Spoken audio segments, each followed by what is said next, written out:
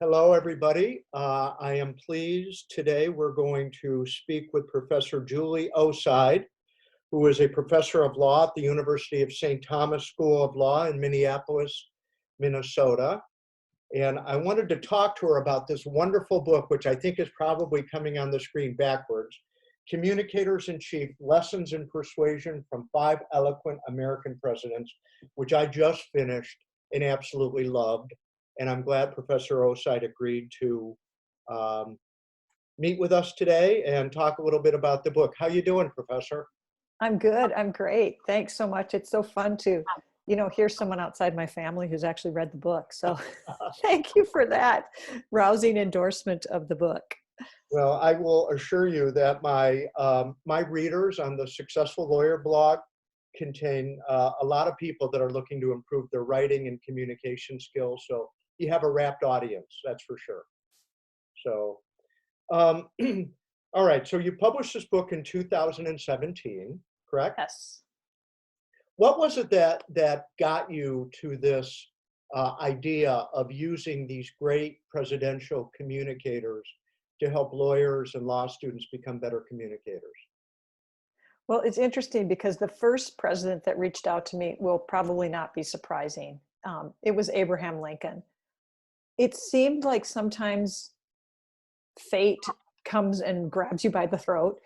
My brother had been getting rid of his old National Geographic magazine, so he sent me a couple, and they were featuring Lincoln and his second inaugural address. Then I remember waiting in a dentist's office, and some other magazine, Smithsonian or something, did a feature on Lincoln and his writing. And because my specialty is legal writing, I became intrigued and decided to write an article about Lincoln, which, as you probably know, you're in Chicago, aren't you, Steve? Mm-hmm. So Lincoln claims, Illinois claims Lincoln, Indiana claims Lincoln, lawyers claim Lincoln, everyone claims Lincoln. There have been more books written about Abraham Lincoln than perhaps only one other figure, Jesus Christ. At least that's what my research showed. So what I had to decide was, what could my contribution be that hasn't already been said? I decided to focus specifically on Lincoln and brevity, because I was so struck by the way he could capture so much in so few words. And I also was struck by the fact that judges ask for brevity so often. So the project really just started as a one article piece that I wrote about Lincoln. One of my editors then said that it was accepted at a peer-reviewed law journal, and that person said it would be interesting to see a series about persuasive writers, which then made me think, I don't know that I would have thought of it on my own. Again, fate intervened to have someone give me this idea of persuasive writers. I thought, what about presidents? What about presidents who are eloquent? So that sort of launched the whole project. I didn't write them the order that they appear in the book. I wrote my Lincoln article first, and then I wrote Jefferson's article about metaphor. Then I wrote the Madison piece. Then I wrote the Grant piece, and then I wrote the Teddy Roosevelt piece. So I don't even know that I had those five picked when I started. I just decided to start choosing one president that I thought exhibited a great quality that's important for legal writers, and then work on the next piece. You could probably do a volume 2, because there are other great communicator presidents.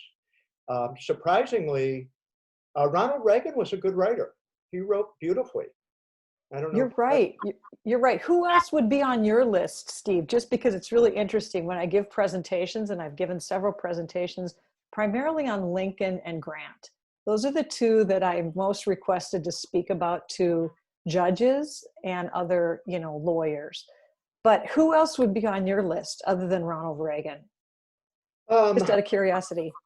John Kennedy, I think. Now, I don't know that he wrote his own stuff, and I think he wrote his, didn't he write a doctoral thesis why Europe was sleeping or something like that? But John Kennedy, certainly if you watch his press conferences as an oral communicator, he was stunning. I mean, he was outstanding. Absolutely outstanding. So, right, Ted Sorensen was Kennedy's speechwriter, and he played a part in my research too, because that Smithsonian article I wrote, he listed what he thought the three greatest writers, presidential writers, were: Jefferson, Lincoln, and Teddy Roosevelt. So I sort of had that idea from John Kennedy's speechwriter. The other suggestions that have been made to me from lawyer groups and judges when I have given presentations are FDR and Barack Obama. Oh, yeah. So those seem to be the kind of second, if there would be a second volume, that there seems to be a consensus of among those presidents too. And then occasionally I'll hear something about a president I don't know much about, like Woodrow Wilson. You know, I really don't know. I have never studied him, and but he might turn out to be someone like Ulysses S. Grant, because I will say of my 5 presidents, Grant is the most surprising for people. They don't think of him as being on a list of great writers. And so he, you know, you never know, there might be a sleeper in there somewhere that doesn't come to mind for everyone initially. About 3 years ago, there was a new edition of his memoirs that came out, heavily footnoted, by John Marzalik, I think is the editor, who's an academic historian. And your book made me pull that out and start actually reading it. I bought it because it was going to be on my long-term to-do list to read. And I started reading it, and it's like, son of a gun. Yeah, he really is a great writer. So isn't he brilliant? I did heavily rely on his personal memoirs and then his Civil War orders, really. I mean, the interesting thing about Grant is he made it onto my list because he was one of our presidents, but it wasn't his presidential writing that made him great. In fact, if you read the book, you saw that I mentioned when he became president, he thought he needed to adopt a more formal and flowery style. So even though I did research some of his presidential writing, none of it was great. So he made it on my list because he was a president, but the examples come from his personal memoirs and his work during the Civil War. You know, and I'm not that far into the book yet. I'm maybe about 100 pages into it, but what I'm pulling out of the book is he was really kind. Not unlike Lincoln, who another character trait of his was he was kind. And it's very impressive that these two quote unquote warlords were just really nice people. No, it's so true. And Grant, I so related to Grant and Lincoln, maybe because I'm a Midwesterner too. I think they had certain qualities that, you know, I can really relate to. They were absolutely kind. They were humble. Grant couldn't stand to see other people humiliated. He didn't like it when people made fun of others. I mean, there's the famous story at the end of the Civil War where he said, "We are not going to have any victory salutes. These are our countrymen. They're not our enemies." He was just very sensitive to others. As you said, Lincoln had those same features too. The other thing I think is really interesting, what has been called an American quality, is that they didn't think of themselves as better than anyone else. They also didn't think anyone else was better than them, which I think is a really, really interesting character trait that they shared. So they really had this idea in human equality. That's interesting. Have you been to the Lincoln Museum in Springfield? I have been to the old museum in Springfield 25 years ago. I have not been to the new Lincoln Library or Museum. I heard it's just amazing. It is. When the quarantine lifts, you need to put it on your to-do list, because I drag my poor kids to Springfield every year during their childhood, and love going to his law office and his house, and the museum is something special. So. No, it's wonderful. I actually had a girlfriend from my lawyer days who was from Springfield. And so she was getting married. That's why it's been about 25 years. She was getting married in Springfield. And it happened to be the weekend where the small town near Springfield where Lincoln grew up, the name is escaping me. Is it maybe New Salem? New Salem. I was going to say Salem. Yeah, New Salem. They were having this annual fall festival. And so I feel like I got a great grounding in the area, but I've always wanted to go back, especially since the opening of the new museum and library. The Illinois State Bar Association every year has a Lincoln the Lawyer seminar, a day-long seminar And I should hook you up with the producers of that if you'd be interested in coming to Springfield, and you could do some sightseeing and speak, and they might enjoy having your perspective. Oh, it would be wonderful. It'd be wonderful. I mean, we really, as lawyers, can claim Lincoln. You know, as I went through my 5 presidents, I tried to think about what was the biggest influence on their writing style, because as we try to achieve this goal throughout our total lives as lawyers, becoming better writers, I always like to hear what people have to say about, this is what really influenced how I write. And for me, it was so clear that for Lincoln, it was that he spent 25 years practicing law. Yes. He really did think like a lawyer, and he wrote like a lawyer. So we can claim him in that sense. It's before it was a dirty word. In the movie, he referred to, the screenwriter Tony Kushner referred to the practice of law as sturdy. When Lincoln was talking to his son Robert about becoming a lawyer, he referred to it as sturdy. That's a good word. Interesting. So yeah, the seminar, I think, is September every year. And last year, it was interesting because it was presented at the Metamora Courthouse. Do you know what the Metamora Courthouse is? I do not. It's in the 8th Judicial Circuit, which was part of where he was traveling, representing people on the circuit. And a famous trial occurred, and I can't remember the name of his client, but the lore is that she was accused of killing her husband, and Lincoln thought they had a hostile verdict. And during one of the or a hostile jury, and during one of the recesses, she had approached him and said, "Do you know where I can get a cool glass of water?" And he says, "Yes, I believe that there is a cool glass of water in Tennessee." And supposedly she crawled out of the bathroom and skedaddled and left the court. And one of the questions was the ethics of that interchange. And I think the experts that were speaking all said that was a bunch of bunk, it was a bunch of baloney, it didn't actually happen. But Lincoln actually told that story, and some folksy, speaking of metaphors, he used a lot of stories as metaphors to try to convince and persuade, and that was, I think, one of them.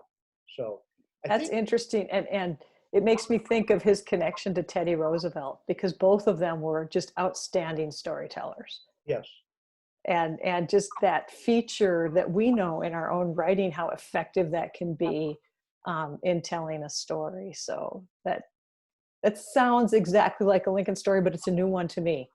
You'd think there wouldn't be anything new to hear about Abraham Lincoln, but there is. Now that I'm remembering it, I think he used that story when he was asked what to do with Jefferson Davis or something. I think that might have been when it came up. Right. I can't remember. So I had mentioned in my blog about meeting Richard Norton Smith at the Lincoln Library. He was the original curator, a well-known historian. He's working on a Ford biography now. I met him the first time in Springfield, and then last year he spoke at a conference I was at. And I point blank said, "Who was the best writer?"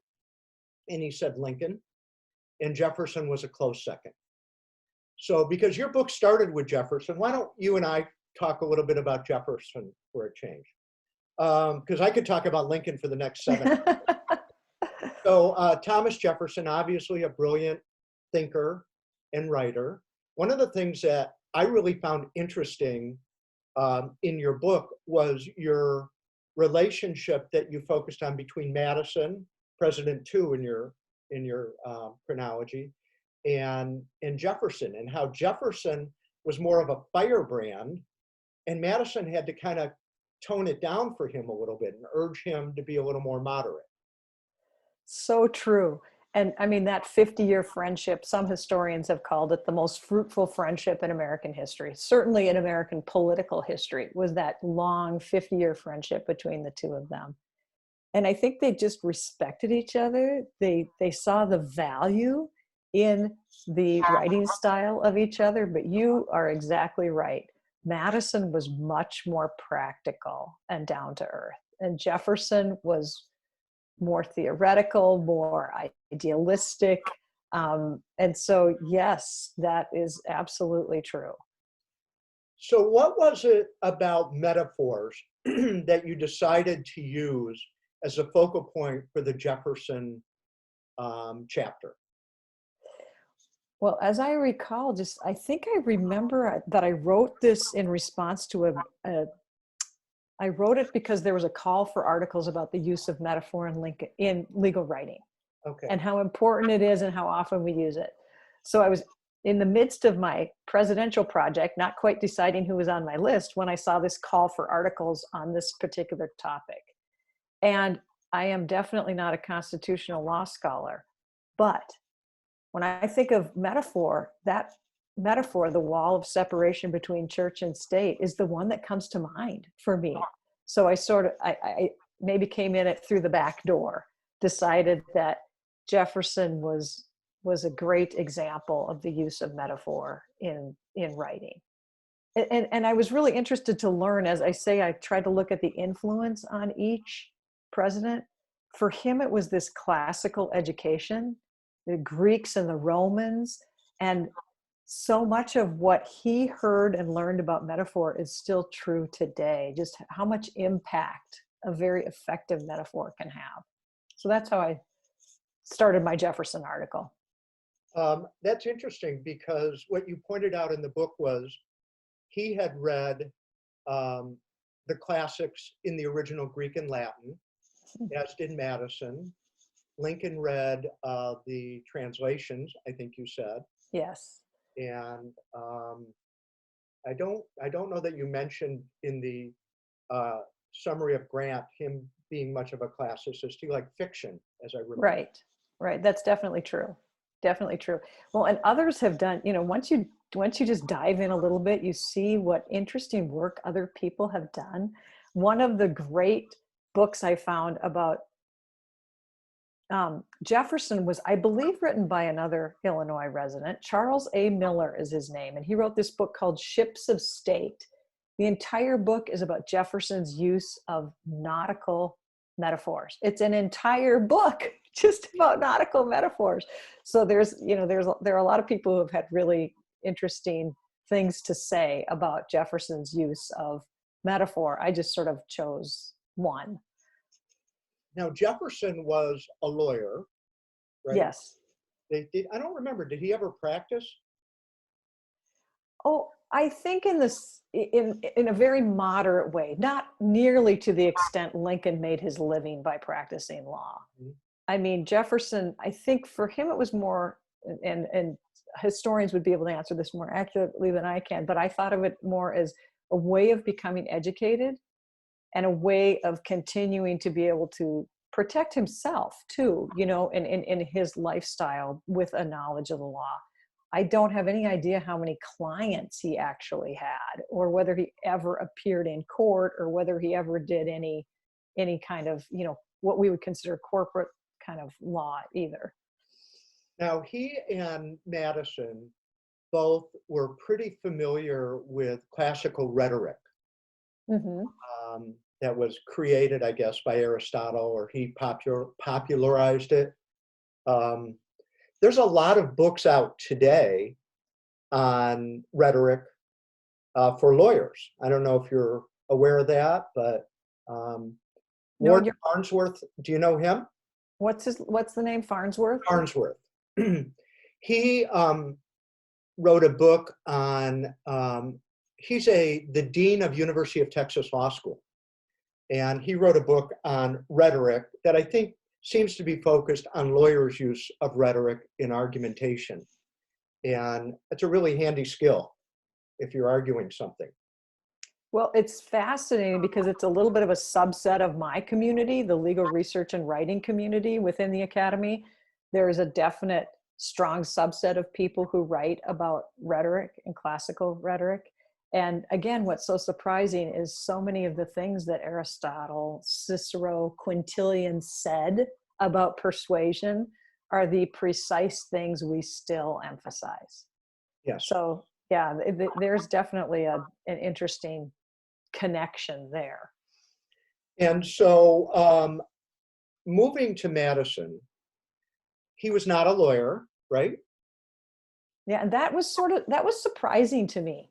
About half of our presidents have been lawyers, and Madison is not one. And the reason it's surprising to me is some historians have said he's the most lawyer-like of all the presidents in his, I just said Lincoln was in his writing, but Madison in his approach to problems is so lawyerly. He's, as I say, his quality is rigor and preparation. He thought through arguments, he thought through counter arguments. He was the best prepared person in the room, which I think describes a lawyer. Yeah, should be. Yes. Really, yeah. Jumping ahead to Lincoln, I'll jump around a little bit.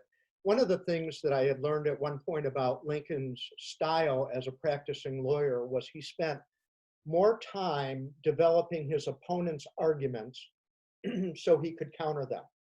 So he spent a tremendous amount of time thinking through what he would be arguing on the other side of the case. And that's how he prepared. That was his method of preparation, which I find interesting. Very fascinating. Very fascinating. And maybe that's why he's successful. As I said in the book, it's really interesting. There seems to be a debate about how successful Lincoln was as a lawyer. Just, would his legal career be studied the way it is if he had not become president? Well, I mean, I think the answer to that is probably no matter how great of a lawyer he is. We know a lot of great lawyers in our states who probably wouldn't have their careers studied in that way. But I do think you see the seeds of his writing style, and then the seeds of being prepared. He had to definitely be prepared as president for there was a definite other side when he was the president that he needed to be prepared for. So that's interesting. The the Madison level of preparation, and this is something I'm actually writing a book about trial advocacy right now, and I keep hammering that you win your cases before the first witness is called by your level of preparation. And it seems like Madison was a master of that, at least as depicted in your book. Yes, I think that's such great advice for trial lawyers. And not just for trial lawyers, I think for any lawyer. I mean, if you're going to come to negotiate something or prepare any document, wills, trusts, any kind of thing, I mean, it's that preparation that is going to make you effective and successful. So, I mean, I think it's interesting. I said his personality trait was that he was very shy and he didn't want to ever have to speak extemporaneously. So he would run through everything in his mind beforehand. And I think for lawyers, some of us are shy and some of us aren't, but it's also great practice and great, just a good goal to have that you've already thought of most of the questions or issues that are going to come up so that you have a way of dealing with them. You're not caught off guard. You just don't want to be caught off guard. It sounds a little bit hippie-ish, for lack of a better word, but one of the things I've always advocated is that lawyers actually do a dry run of their trials in their minds, where they would actually take an hour or however long and just sit down, visualize doing their opening statement, visualizing the judge that's hearing it, visualize the body language of their opposing attorney as a means of preparing themselves to kind of open up their subconscious to get themes. I don't know that anybody ever does it besides me, but it's something that I've done for years. So. No, I think that's really interesting. First of all, it's putting yourself mentally in the place that you're going to actually be. So, I mean, I think and I like that focus on the audience too, which is something all my writers in my book did, which is you don't want to just think, oh yes, a judge is reading this. The more detailed you can be, if you can actually think of a judge reading your actual document, I think the more effective you'll be. Who was your audience for this book? Lawyers, law students, judges? I think all of the above. I I think primarily lawyers and judges. And maybe I say that because I teach law students all the time, and I teach first year law students, and can, I've only been able to incorporate just a few tiny things from the book, because I don't know if you can remember what it was like to learn how to be a legal writer, but it can be overwhelming. So I think of this as more a book for someone who has practiced for a while, a lawyer or a judge who has done this. And I don't think I made any earth-shattering or groundbreaking new suggestions about how to be an effective writer. That really wasn't my goal. I think these are pretty well-established rules that we use to persuade. My goal was to speak about them in a new way and through a new lens. You did that. I mean, really, but I was a sucker for this, because the three topics that I probably like more than anything is presidential history, reading, and writing. And you had all three of those topics converge in the book. Seamless. It was beautiful. So, coming back to Lincoln again, have you read Douglas Wilson's book called The Sword of Lincoln? Yes. Lincoln's Sword. Yes. Sword. It's wonderful. Sword of Lincoln about his Civil War army, the Army of the Potomac or something. But the Douglas Wilson book blew my mind when I read that like 5 years ago, because what it actually does is it goes through all of his early drafts, if I remember right, and shows his thinking and his thought process and how it culminated in his great speeches. That is one of my favorite books. I could not read everything about Lincoln, but that is one of the books I relied on very heavily. I thought he was just brilliant. You're interested in history too, in presidential history. These historians who can, Douglas Wilson also has a wonderful writing style himself, I think. So the book is engaging and you can hardly put it down. It feels like a page turner to me. So, and I love that about modern historians. I mean, the very effective writers who are also historians are so captivating. So yes, that is a wonderful book. There's also a reference for everybody, and I was going to write an article on this. It's been a few years since I've read it. A mathematician and a lawyer co-wrote a book about Lincoln's application of Euclidean geometry to structure his arguments. Are you familiar with that book? I have never heard of that book. So I'd love to see you recommend it, because then I can pick that one up. Yeah. And then they just wrote a second book. I can't remember the name of it. That's on my shelf. I haven't read it yet. But yeah, trying to deconstruct, and it's kind of geeky, but it's fun. Deconstructing how these geniuses thought and how they built up their arguments. It's helpful, I think, for all of us as lawyers. Yes. Lincoln had so many, I think, interesting, just personal traits that we can learn from as lawyers. He himself loved reading. And I guess I kind of knew this before I wrote my book, but he liked to read out loud. I mean, I haven't done that since my children have grown, but I've thought since reading that he read out loud that it might be a good habit to do a little bit, because he liked to hear the way the words sounded, not just the way they looked on a page. And maybe it's tying back to what you said, Steve, about this visualization, right? Just giving it more, making it much more vivid than it is with words on a page. We were taught, or I was taught in a trial institute 20 plus years ago, about using neuro-linguistic programming to make better arguments. So you would want to have visual references, auditory references, kinesthetic references to try to better persuade your judge.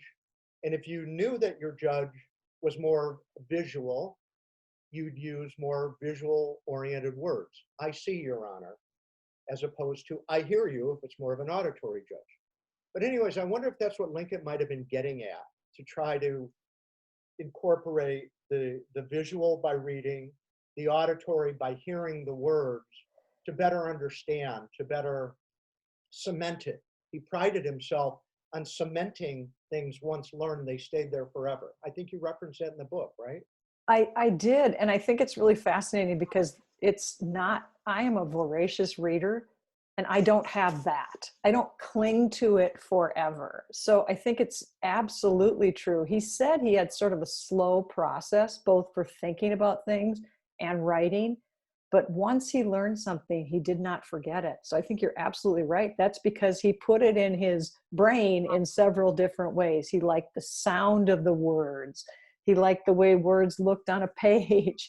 So I think you're absolutely right. That was a way of cementing it for him. And you had in the book, when you did your summary of what all the presidents read, which that's worth the book alone. I mean, that I'd love that. You had talked about his focus on Shakespeare and the Bible Mm-hmm. that helped him write better. And you see that. You absolutely, like the second inaugural address, I mean, you see the biblical phrasing. And Shakespeare, he loved the theater, didn't he? Yes. And I thought it was funny. One historian said he loved the theater. He loved going to the theater, but he also liked reading plays aloud. Sometimes he liked to just read a Shakespeare play out loud, just to work through that language. Yes. They talk about Lincoln and his mastery of the antithesis, sort of this contrasting two ideas. And that's very biblical. The last shall be first, the first shall be last. We are not enemies, but friends. I do think you can see that influence. And it's certainly applicable to us as legal writers. I mean, using antithesis, using alliteration, being not obnoxious about it, but in an appellate brief, I think making your prose sing a little bit doesn't hurt. No, absolutely. I wrote a recent article about pacing in your writing, like how you speed the reader up and slow the reader down. And we, of course, don't have musical notation. So what can you do to do that? And what I was influenced by was a comment that Chief Justice Roberts said about how important he thinks pacing is, and lawyers might not pay enough attention to pacing. And you're trying to engage your reader, just like you're saying with alliteration or with antithesis. What way can you engage your reader? Because an engaged reader is more likely to be persuaded than a disengaged reader. There's a great law review article written by Brett Rappaport, who's a friend of mine, a Chicago lawyer, on silence and how to use pauses and silence to build into your writing and oral arguments. And it's a great article. And what I've been doing lately, because of this stupid quarantine, and I've decided I don't want to watch any more movies. They're just sucking up too much time, and I've got too much to read and too much to write and all that. So I'm just going to, like, if I need a break, I'm going to watch a short YouTube show. And I've been watching Jack Benny. Oh. I liked as a kid. And on YouTube, you can get his program. It was on for like 15 years, whatever it was. And the pregnant pause that he mastered is something that we as trial lawyers could use. I'm actually modeling his body language. I'm trying to adopt some of his skills, because I'm thinking to myself, on cross-examination, if I get kind of an assholey response from somebody, instead of going after them, if I could do a Jack Benny and take a pause, maybe look at the judge and respond that way, it might be a much more impactful way of responding. And I think you're mastering it right now. You are channeling Jack Benny. I know him, and I know exactly what you're talking about. And instead of saying, "Can you believe this?" Right. You say nothing. You're just doing it with your body language. The pregnant pause. So yeah, that's interesting about, and it kind of comes back to your book here. We as legal communicators have so many resources that seem banal, seem like, ordinary life, but we can merge those into our practices to make us a better writer, better reader, better thinker, You talked about this, and I've written about this as well, how good writing makes for good thinking and good thinking makes for good writing, and the interconnection between the two. Why don't you talk about that a little bit? Well, I think maybe this comes more from my teaching than anything else. I have law students who come to law school, and I think the new generation of lawyers are very effective at oral communication. That is my perception, at least. But written communication is not as strong as it was 15 years ago when I started in the academy. And so students will say, I'm just not a very good writer. And I think that they're confusing their writing ability with their thinking. And it's sometimes only when you put pen to paper that you realize you don't really know what you need to say. You don't really understand the arguments and the counter arguments. And so I think writing can reveal that. Your writing can reveal that your thinking has not solidified. But I don't know that you can always have it solidified before you start writing. So they seem to me to be intertwined. Like sometimes I think you do just have to start. You kind of have a grasp of what the legal arguments are going to be, and you start, and that's when you see the weaknesses and you go back and say, because I think writing helps you think too. So I do think they are intertwined. Neil Gaiman, I heard a podcast interview with him last year, and he says all first drafts are in pen. And one of the things that I've taken away from that, and I've actually done it as well, when I'm struggling to get started on something, when I just can't get my thoughts clear, I'll just sit down with pen and paper and start handwriting it out. There's something magical, and Neil's concept, not mine, but I agree. Something magical about pen to paper as opposed to keyboards. You think differently. You think better, actually. No, I think that's so true, that I do that all the time, even right now. When you have listed a few people, I always have something here where I can write down, that the law review article that you mentioned, just because it's a way of processing it in a really, kinetic way, I guess, that we are thinking about that. And I do think that there's something, for me at least, about writing it down. I will get out a scissors sometimes too and cut things. I usually only write on one side of a legal pad and cut it. And you can sort of rearrange it. That to me is much more difficult to do on a Word document than if I can see even an outline or a few ideas on a paper. So I like that connection to paper and pen too. And Neil Gaiman's a great author, so that's got to be good recommendation. I have her book on my shelf somewhere. For Julia Cameron, she suggests, and she actually references lawyers. I forget what she calls it, but first thing in the morning, you sit down and write 3 pages, morning pages. That's what she calls it. Yes. Write 3 pages stream of consciousness about anything that comes into your mind, not structure, no purpose to it other than to clear your head, a mind dump. And what she had said was that it's a good way for lawyers also to think through arguments, and I've done this before when I had a kind of a grueling hearing coming up or something that I was concerned about or uncomfortable with. I'd just write it out. I'd write out my arguments. I'd write out the other side's arguments. And so I'm a big fan of pen and paper. So for your students, Julia Cameron, morning pages. No, that's great. That's good. And one of my appellate advocacy professors actually has students do that at the beginning of class, because her position is that they don't have enough opportunity to do that. So this sort of free writing. Yeah. And it may or may not be about the appellate problem. Like if you can't think of something about the appellate problem, write something. Just get into the practice of writing something. So yeah, that's interesting. So U.S. Grant. Actually, that wasn't really his name, was it? I think Hiram, I think, was his actual name. Right. His orders to his generals. Talk a little bit about the precision of his orders. Well, one thing that I mentioned in the book is they say this is what set Grant apart from Lee. first of all, he wrote his own orders. He did not dictate them to someone else. So maybe this is just tying directly to the theme that we were just talking about. For him, it was writing it himself, and he wanted that to go directly to his generals.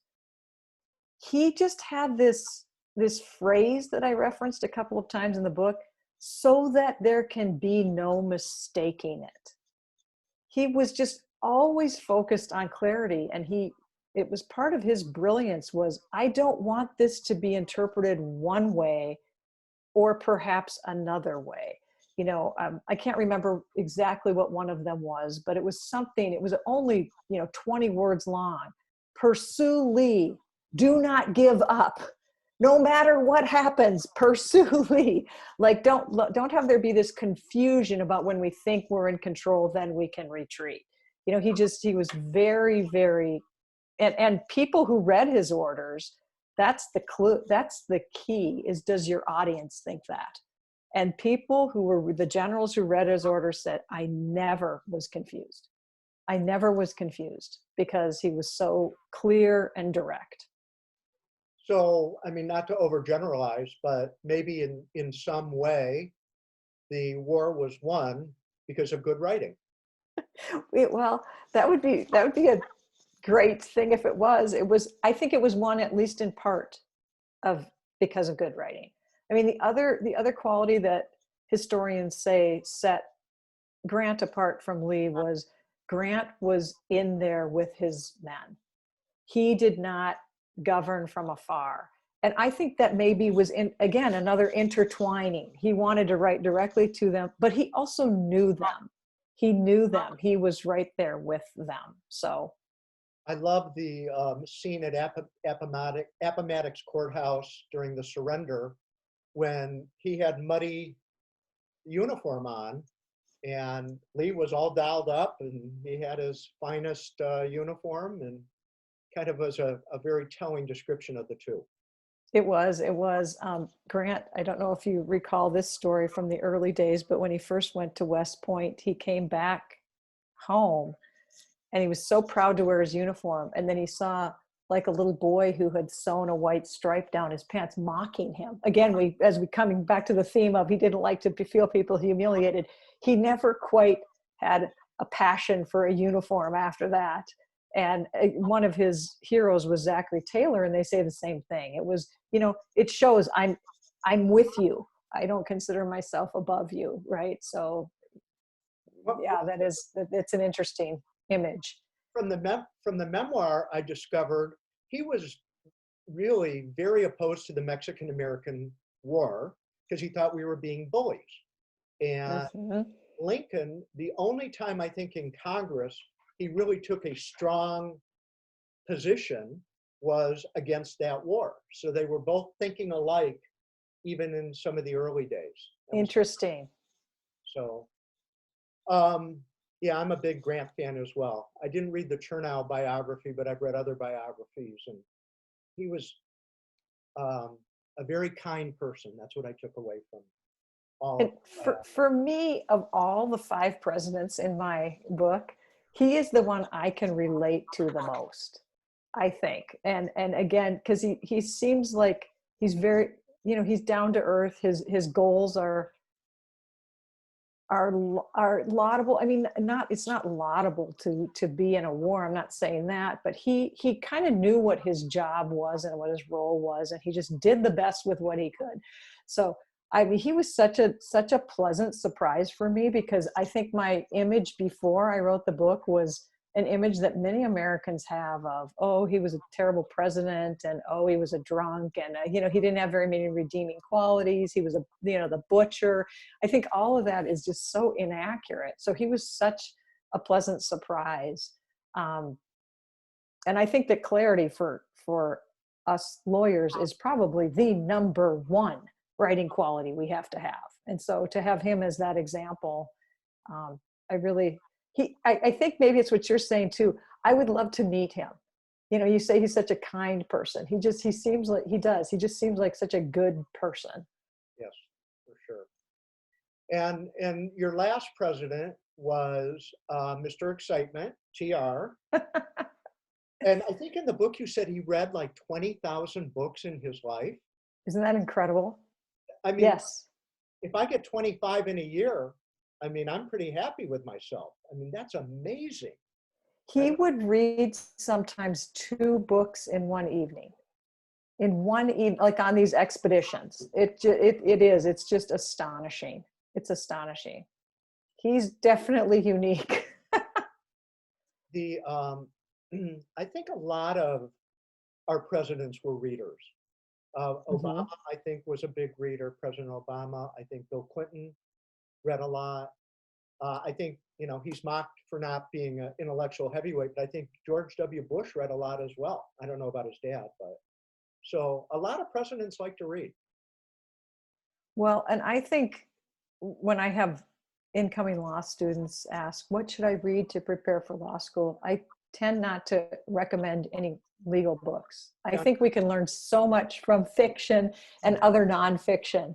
I mean, you can see how effective someone is, and you can appreciate the beauty of a sentence or a sentence structure no matter what. So I say, what are you interested in?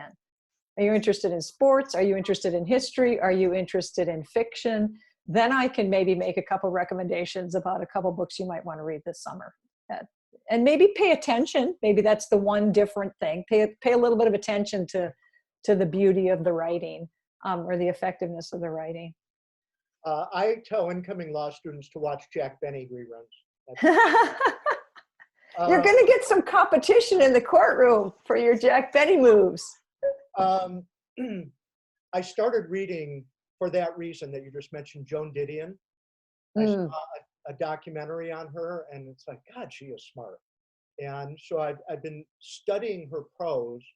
It's kind of dated because, you know, she's writing about the Mansons and the 1960s in California and stuff like that. Have you read her book, The Year of Magical Thinking? A friend of mine recommended it. It's when the year her husband was dying. Yes, the year after he died. Yeah. So that one I'll read. This is like a 1,000-page compendium. So I'm slogging through that and the Grant memoir at the same time, but beautiful writing, both of them. So TR, I mean, what else can you say about him? I mean, his writing was him. I think you said that. His kinetic energy came through in his prose. Right. He was the hardest of the presidents for me to find what influenced him. You know, I looked for classical education with Jefferson. I just looked for personality traits with Madison, Lincoln as a lawyer, Grant as an leading an army. And I was like, you know, I just kept struggling. And then it hit me. This is just who he is. He's full of zeal. He's full of enthusiasm. It's just ingrained in him. And this is then how he writes. He authored, I can't remember, over 20 books. Yeah. So he was the first of our presidents to actually have that as one of his professions. He was an author. Again, not all his writing is fabulous, but I would say all of it is enthusiastic, you know, except for maybe his very first War of 1812 book that he says, as he reread it, it was as dull as a dictionary. But once he sort of developed his style and just became something I think we lawyers can learn from too. You do have to be who you are.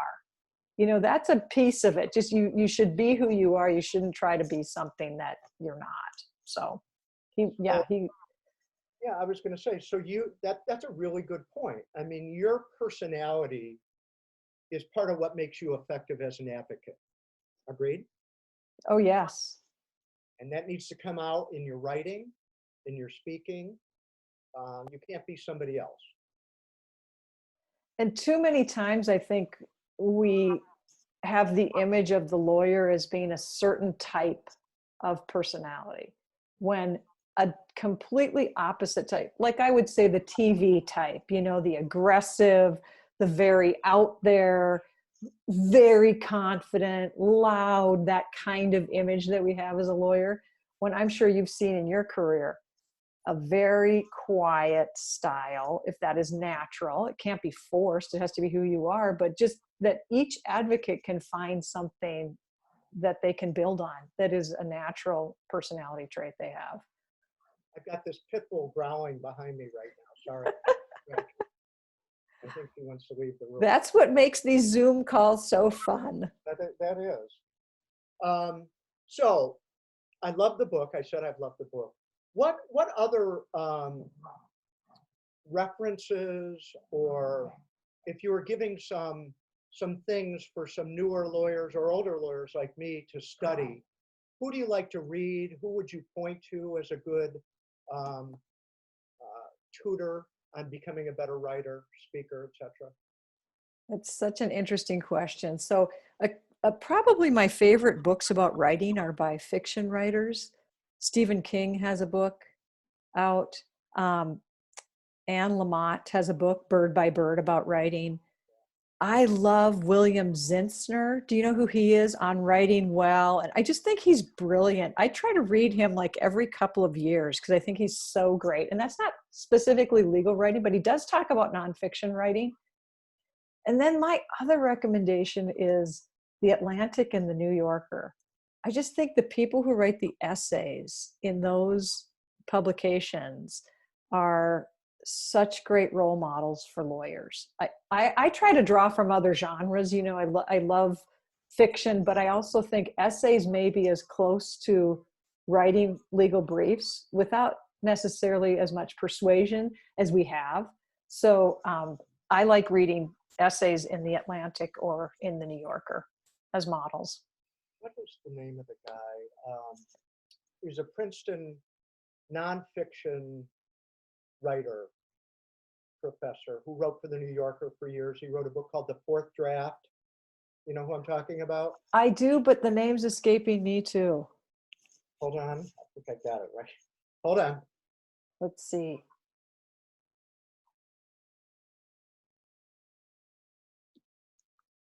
John McPhee. Yeah, John McPhee, right. Draft number 4 on the writing process. That one I should get because that's a great recommendation. Just finished it, and making nonfiction dance on your page requires a skill set that's similar to what a lawyer needs to do. We can't move the facts. We can move the facts around, but we can't change them. So Right. It's very, very similar. So I would recommend that book. I really enjoyed that. So That's great. I'm thinking another collection of essays that I'm reading right now are by E.B. White, who you might know as, you know, the author of Charlotte's Web, but he wrote some very interesting essays. Some of them are dated in some ways, but I think he's, again, just such a great essayist and drawing you into his stories. So those are the kind of things I like to recommend. I mean, we do have some greats in our field. I think Brian Garner has wonderful things to say. I like the book Point Made and Point Taken by Ross Guberman. So if you're looking specifically for law books, I think those are great sources too. Have you read the book, David Foster Wallace and Brian Garner sat down and had a conversation, and Garner transcribed it? I had no idea because I've read a lot of David Foster Wallace. So no, I've not heard of that. How about the Last Tour? Have you seen that movie? No. That is a biopic about David Foster Wallace, and it is there was a New Yorker or no, Rolling Stone journalist who did an article about him, and the movie's about when they spent a few days together. And my editor at the ABA, who edits my books, was one of Foster Wallace's students at Illinois State University. Wow. And so they were pretty close. And he said it's a dead-on description of kind of his, one half of him was kind of show-offy, and one half of him was kind of the introvert. And I'm a big fan of his as well. I have trouble reading his fiction, but I like his nonfiction, particularly his tennis articles. By the way, one final thing. I read that book. I just read that book last summer. I'm a tennis player. I love tennis. So I read his book on tennis. It was brilliant, brilliant. He, okay, I'm going to tell you my brush with greatness. Douglas Wilson taught at Knox College in Galesburg, Illinois. Galesburg every year had a huge junior tennis tournament that was sponsored by McDonald's Corporation. We always like going because we got free McDonald's when we were kids. And I'm convinced that Foster Wallace, because he was a year younger than me, was at that same tournament. He was from Champaign. I was from Aurora, Illinois. And it was kind of in central Illinois. And I bet I knew, and I'm guessing at that time he was David Wallace. And he didn't have a bandana. But I'll bet you I either played against him or knew him or saw him in the day. Okay, so Steve, you need to just improve on that story a little bit.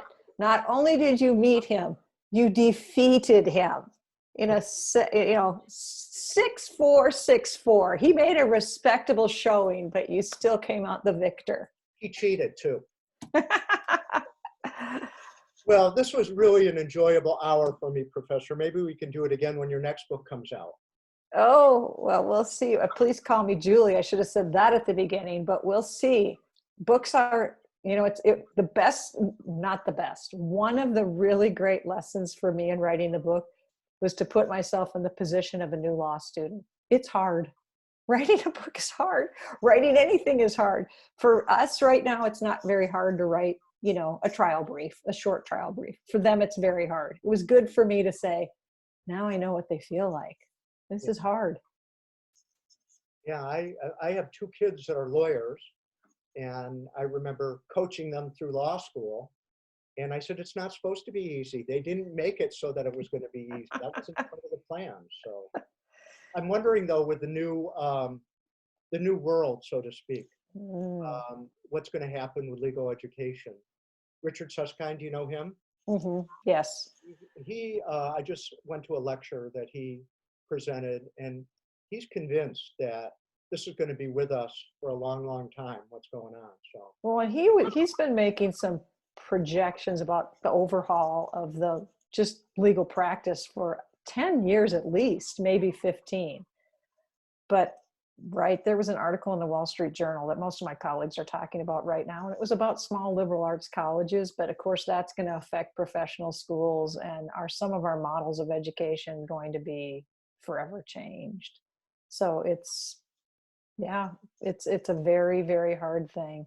I was interviewed for our school publication last week about, your field of law and how do you think this is going to change your field of law? And I did say that, as we've talked about through our discussion, writing has not changed that much. I think if we have an Earth 2.0, we'll still be emphasizing these same things that we've talked about that have been around since the Greeks and the Romans. But I mean, I don't know. Have you listened to any of the Supreme Court arguments that were audio arguments for the first time, allowing the entire public? These are major changes in our field, and circuit courts doing Zoom arguments, and there's a lot of disruption right now. Let me go one step further. I think legal writing is going to become even more critical, because I think as resources pull back, judges are going to be inviting more written arguments and looking to resolve things, as opposed to us coming to court for usually an unnecessary oral argument. Just submit briefs or submit a 2-page memo supporting your motion. So improving our legal writing skills, I think it's pretty timely right now. That's good. I mean, I think that's probably true. I mean, I had heard that the 10th Circuit had some remote arguments for a while, just because it's getting to not be very cost effective to bring a lawyer from, one of those large geographic circuits to come in to make an argument in person before the court. So I do think that the written submission is still going to be as important. And I think it's encouraging to say it might even be more important. So I need to encourage my students to transfer their strong oral skills into stronger written skills, because I do think that there's some gaps that we're having now that I didn't see even 15 years ago. One final reference, and then I'll let you go. I promised you an hour, we're a little over. There is a writing class on Udemy, Udemy, presented by Claire Lynch, Lynch. She is a copywriter, She is an adjunct at Oxford, and Mm. she teaches the nuts and bolts of writing good sentences and how to structure whatever you're selling. And we're just selling ideas. Mm-hmm. That is a great, and it's like $15. It's a great nuts and bolts course for your students, and she does a really nice job, not surprisingly, of clearly laying out how to write in an active tense and why that's important, and when we want to use a passive, but let's do it consciously. Mm-hmm. Oh, that's excellent. Great. Rhetoric, and so it covers everything. So good reference for you. All right. Well, thank you again for your time. I'm going to take you off of the recording right now. Okay. Goodbye, everybody. Thank you.